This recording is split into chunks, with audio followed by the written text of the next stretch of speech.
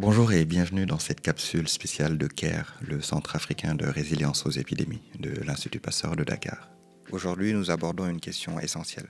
Comment faire face aux impacts du changement climatique sur la santé publique au Sénégal?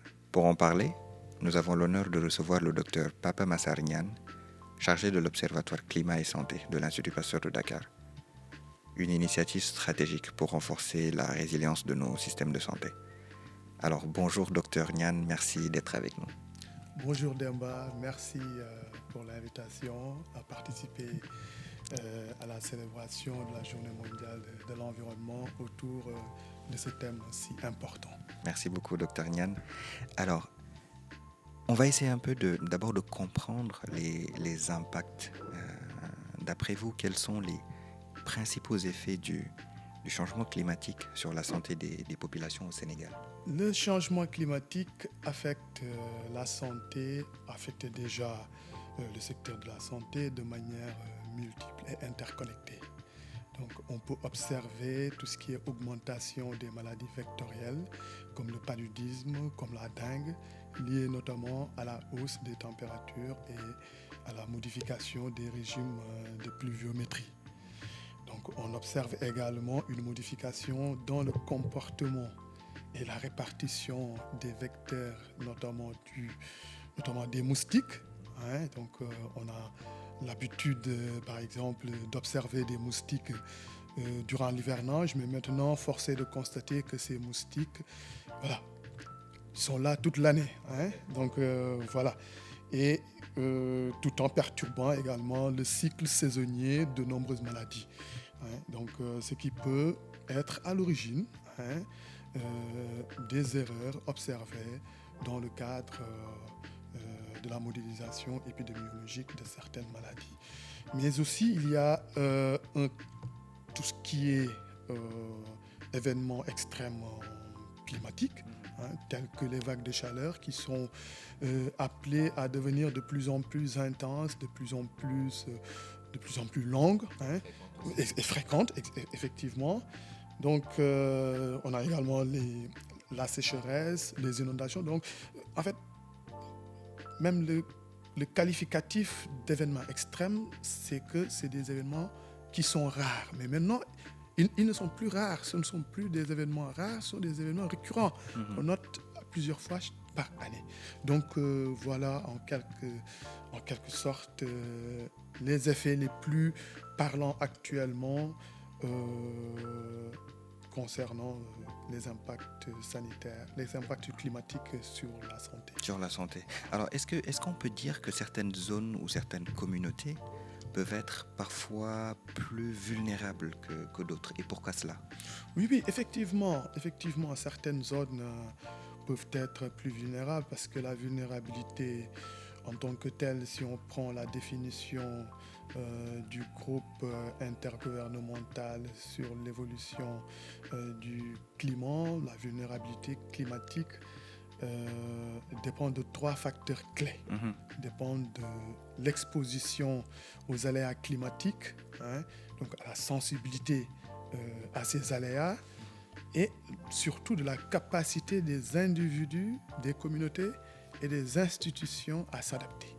Donc, effectivement, partant du principe, par exemple, qu'une communauté rurale ayant un accès limité aux soins de santé, aux infrastructures, cette communauté en soi sera à la fois plus exposée aux risques comme les canicules, et moins bien équipée pour y faire face. Donc, cela entraîne tout simplement une aggravation des problèmes de santé. On parle beaucoup de la recherche. Quel est aujourd'hui le rôle de la recherche pour anticiper justement ces impacts et réduire ces vulnérabilités dont vous venez de parler? Donc, c'est une question très pertinente, Demba, merci. Et donc, en réalité, à mesure que les effets du changement climatique deviennent visibles, il est plus que jamais essentiel de comprendre les liens entre l'environnement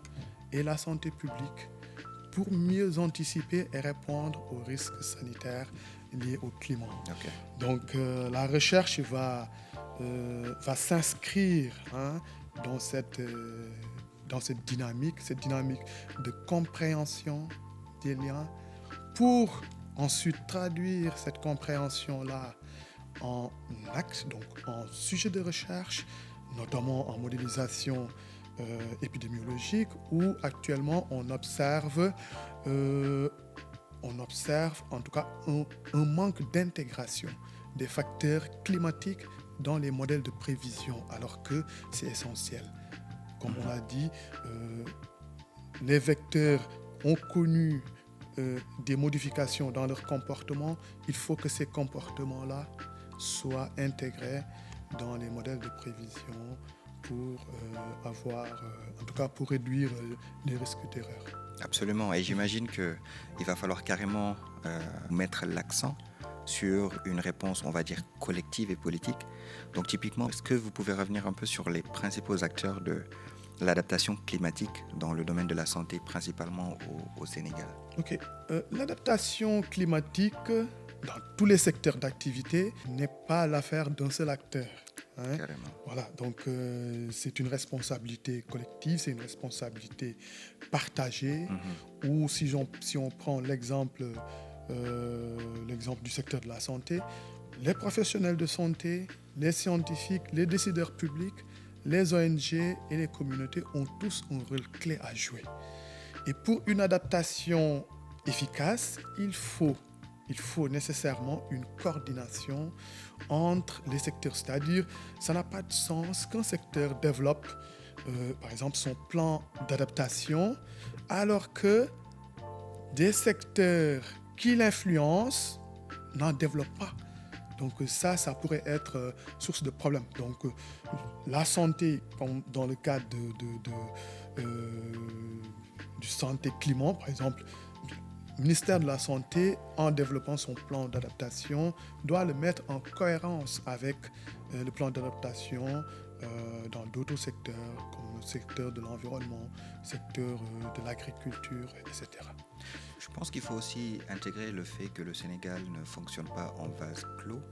J'imagine que le Sénégal a pris des engagements concrets sur la scène internationale. Est-ce que vous pouvez revenir un tout petit peu sur ces engagements-là et comment concrètement ils se traduisent sur le terrain? Ok. Le Sénégal, on peut dire que c'est un bon élève en termes de tout ce qui est lutte contre les changements climatiques. Hein, le Sénégal a montré son engagement en rejoignant notamment la Convention cadre des Nations Unies sur le changement climatique depuis 1996. Okay. Et après cela, le Sénégal a également rejoint le protocole de Kyoto en 2005 et plus récemment donc, l'accord de Paris. Donc on voit cette volonté du Sénégal à réduire les impacts du changement climatique au niveau national. J'ai envie de demander si aujourd'hui le Sénégal a une stratégie nationale spécifique liant climat et santé. Et si c'est le cas, où est-ce qu'on en est? Okay. À l'échelle nationale, les risques climatiques sont intégrés dans plusieurs documents stratégiques. Okay.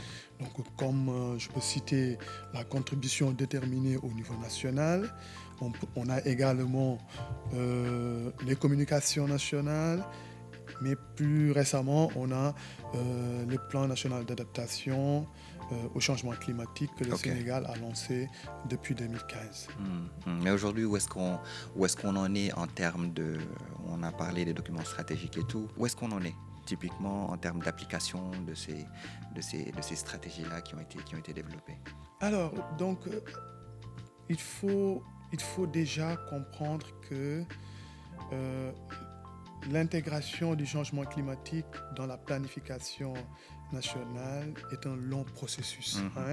Donc c'est un long processus qui a été démarré et que les acteurs nationaux font en tout cas de leur mieux pour que ça soit effectif. Mais effectivement, il reste un peu de chemin. Donc, par exemple, si on parle l'exemple malgré toutes ces avancées-là, les cadres juridiques, les cadres institutionnels spécifiques à l'adaptation, notamment dans le secteur de la santé, sont encore limités. Voilà. Docteur Niane, vous êtes le chargé de l'Observatoire Climat et Santé de l'Institut Pasteur de Dakar. Est-ce que vous pouvez nous parler justement de cet observatoire-là, Climat et Santé, et nous dire surtout c'est quoi sa mission principale? Alors, l'Observatoire Climat Santé de l'Institut Pasteur de Dakar est lancé dans le cadre du projet Climate and Health Observatory Accelerator, présenté en octobre dernier au Sommet mondial de la santé à Berlin. En 2024. En 2024, justement. Donc, à Berlin, c'est un projet donc, de 3 ans, soutenu par la Fondation Rockefeller et l'Institut de philanthropie de Hong Kong. Donc, c'est une initiative pionnière pour renforcer les résiliences de santé face au changement climatique, notamment dans les pays à revenus faibles ou intermédiaires, comme le cas du Sénégal. Donc l'Observatoire a pour mission principale de transformer les données en action. Donc c'est un observatoire qui se veut un pôle reconnu par les autorités, centralisant tout ce qui est données environnementales, données sanitaires, soutenant les systèmes d'alerte précoce et fournissant un appui technique aux acteurs de la santé. Selon vous, comment aujourd'hui, Dr Niane, cette initiative va concrètement transformer la collecte de données et l'aide à la décision pour la santé publique?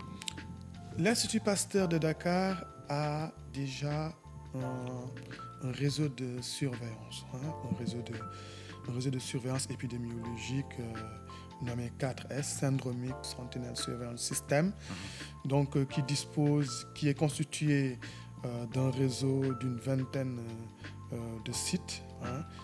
Et effectivement, l'observatoire prévoit dans le cadre de chaque site de faire des installations, c'est-à-dire des stations météo, afin de collecter de la donnée, donc de centraliser les données au niveau de l'Institut Pasteur, au niveau de la plateforme qui sera mise en œuvre dans le cadre de cet observatoire, donc pour faciliter tout ce qui est études en lien entre l'épidémiologie,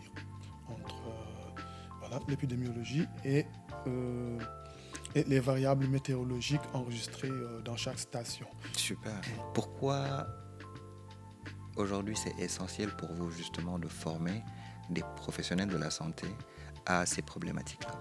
Effectivement, parce que tout simplement bâtir la résilience ne repose pas uniquement sur les données. Donc bâtir la résilience, il faut également en tout cas investir sur l'humain. Investir sur l'humain, c'est pourquoi l'Observatoire forme les professionnels de santé pour qu'ils comprennent mieux les enjeux liés au changement climatique, pour qu'ils comprennent les liens entre climat et santé au Sénégal et notamment à l'échelle africaine. Merci beaucoup, Dr Niane, pour ces éclairages précieux. Ce que nous retenons, c'est qu'une santé publique résiliente au changement climatique repose sur 3 piliers essentiels: la donnée, la formation et la collaboration. Et c'est exactement ce que vise l'Observatoire Climat et Santé de l'Institut Pasteur de Dakar. Si cet échange vous a inspiré, abonnez-vous dès maintenant à nos plateformes pour suivre toutes nos prochaines capsules. Partagez ces contenus autour de vous pour qu'ensemble nous fassions entendre des voix qui bâtissent une Afrique souveraine en matière de santé publique. Et si vous connaissez des chercheurs ou des acteurs, actrices engagés sur le continent, n'hésitez surtout pas à nous les suggérer.